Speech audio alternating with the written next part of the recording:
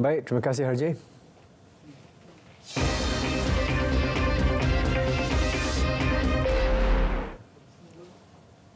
Seterusnya kita ke Bumi Kenyalang dengan fokus hari ini. Premier mengetuai delegasi ke London bagi program Mintrat Connect selama 2 hari. Perinciannya kita langsung saja bersama Buma Win di Kuching, Sarawak. Silakan Buma. Baik, terima kasih Sahi. Premier Dato' Patinggi Tan Sri Abang Johari Tun Apeng bersama rombongan kerajaan negeri tiba di London pada Khamis dalam rangka lawatan kerja selama 2 hari ke United Kingdom. Beliau yang diiringi timbalan Premier Dato' Amar Awan Tengah Ali Hassan dan Setiausaha Kerajaan Negeri Dato' Amar Muhammad Abu Bakar Marzuki tiba di The Park Tower Knightsbridge Hotel pada jam 8.30 malam waktu tempatan. Mengiringi rombongan Premier Sarawak adalah Timbalan Menteri Tenaga dan Kelestarian Alam Sekitar, Datuk Dr. Hazlanah Abang Hibni, Timbalan Menteri Perdagangan Antarabangsa dan Pelaburan, Datuk Malcolm Hussein Lamo serta pegawai-pegawai kerajaan yang lain.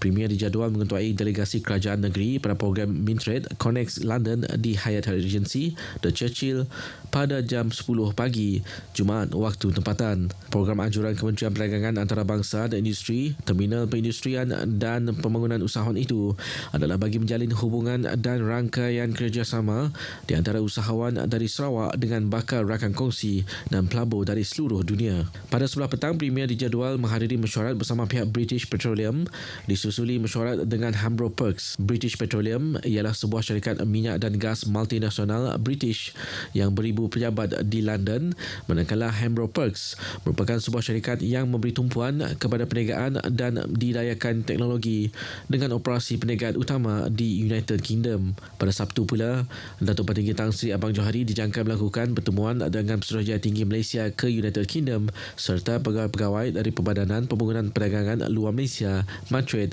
dan Lembaga Pembangunan Perindustrian Malaysia. Sarawak bersedia melengkapkan usaha Kerajaan Persekutuan memacu pembangunan pendidikan. Menteri Pendidikan, Inovasi dan Pembangunan Bakat Sarawak, Datuk Seri Roland Sagawiin berkata, beliau mendapati bahawa skor program pentaksiran pelajar antarabangsa PISA pelajar Malaysia yang diterbitkan baru-baru ini di bawah purata sangat membimbangkan. Sarawak sentiasa bersedia untuk melengkapkan usaha oleh pihak persekutuan seperti yang telah ditunjukkan selama ini. Tegasnya, berbilion ringgit telah disuntik untuk infrastruktur, program dan aktiviti kemajuan pendidikan di negeri ini dan Sarawak juga mempunyai Kementerian Pendidikan yang berdedikasi. Semua usaha dan sumber ini akan menjadi sia-sia jika usaha bersepadu tidak dilakukan untuk menangani penurunan prestasi ini, katanya menerusi kenyataan medianya semalam.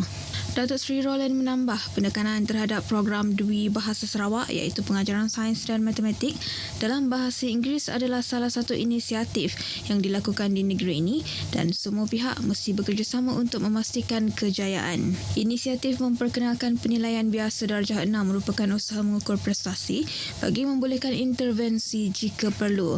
Beliau turut menggesa pihak Kerajaan Persekutuan untuk terbuka menerima input, cadangan dan penyertaan Sarawak dalam program pendidikan kerana ia mempunyai objektif yang sama. Dalam pada itu, katanya ibu bapa perlu libatkan diri dalam pendidikan anak mereka serta sentiasa memberi kerjasama. Beliau memberi jaminan Kerajaan Sarawak akan terus bekerjasama melengkapi dan menyediakan sumber diperlukan untuk meningkatkan kualiti pendidikan di negeri ini. Era transaksi tanpa tunai, e-dompet dan era digital keselamatan cyber menjadi salah satu daripada kebimbangan utama masyarakat membabitkan penipuan dalam talian tentang keselamatan data mereka. Pengurus Besar Sarawak Multimedia Authority SMA, Datuk Dr. Anderson Tiong Ing Heng berkata, sebagai tindak balas kepada senario ini, SMA berdedikasi untuk meningkatkan keselamatan siber melalui rangka tindakan ekonomi digital Sarawak 2030. Katanya rangka tindakan tersebut ialah aspek asas ekosistem digital melibatkan perlindungan data dan maklumat, infrastruktur, sistem pengangkutan, penjagaan kesihatan, pembuatan peruncitan kewangan dan aspek kemasyarakatan. Beliau berkata demikian pada malam apresiasi media SMA 2023 bahagian Miri di Miri. Katanya kerjasama pengetahuan dan komunikasi yang tepat tentang ancaman jenayah siber dan cara menanganinya adalah penting untuk langkah ke hadapan. Justru pendidikan adalah penting untuk kedua-dua pengguna akhir dan industri dengan memupuk pendekatan mementingkan keselamatan bagi membantu mengurangkan risiko pada peringkat awal. Walaupun serangan siber akan terus berlaku, adalah penting untuk bersedia bagi meminimumkan risiko kepada keseluruhan sistem. 17 individu dituduh di mahkamah atas jenayah mencuri kabel telekomunikasi termasuk 3 lesen perniagaan kedai barang lusuh dibatalkan. Ketua Polis Daerah Kuching, ACP Ashmon Bajah berkata mereka ini sebahagian daripada 36 individu yang ditangkap terlibat dalam 21 kes jenayah tersebut dan pemeriksaan 28 premis barang lusuh sekitar Kuching. Tertuduh berumur dalam lingkungan 19 hingga 24 tahun dan 24 daripadanya disahkan positif dadah. Dalam siasatan kita, sepanjang tahun ini, 3 kedai terlibat dan saya telah membatalkan lesen perniagaan mereka sebab mereka ni memberikan mudarat yang besar. Dia Buyer ni yang menyebabkan demand yang ada dan mereka ni lah penjenayah yang akan jadi supplier kepada buyer itu. Jadi itu satu tindakan yang tegas dan saya memberikan amaran kepada lagi 25 tu. Dan saya tidak akan teragak-agak untuk membatalkan lesen kamu kalau terlibat dengan elemen-elemen yang jenayah yang menjahanamkan ekonomi negara kita. Beliau berkata demikian dalam sidang media selepas Majlis Jalinan Mesra Telekom Malaysia TM Sarawak di Ibu Pejabat Polis Daerah Kuching.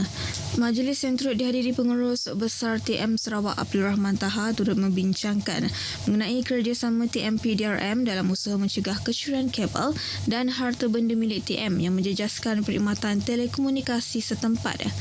Dalam sidang media yang sama, ACP Ashmon turut mengingatkan orang ramai tentang peningkatan kes penipuan menerusi telefon. Dedahnya, pada tahun ini, sebanyak 556 kertas siasatan dengan jumlah kerugian sejumlah 29 juta ringgit berbanding tahun lalu. Hanya 365 kertas siasatan dengan anggaran kerugian berjumlah 12 juta ringgit. Daripada jumlah yang dilaporkan, pihaknya telah berjaya menyelesaikan 134 kes untuk tahun ini. Sebab mereka ni memberikan mudarat. Baik saudara, perkongsian itu tadi mengakhiri berita dari Sarawak. Dari sungai hingga ke segara, Palestin pasti merdeka. Baik, kita kembali bersama Sahi di Angkasa Puri untuk berita seterusnya. Sahi, silakan. Baik, Buma, terima kasih.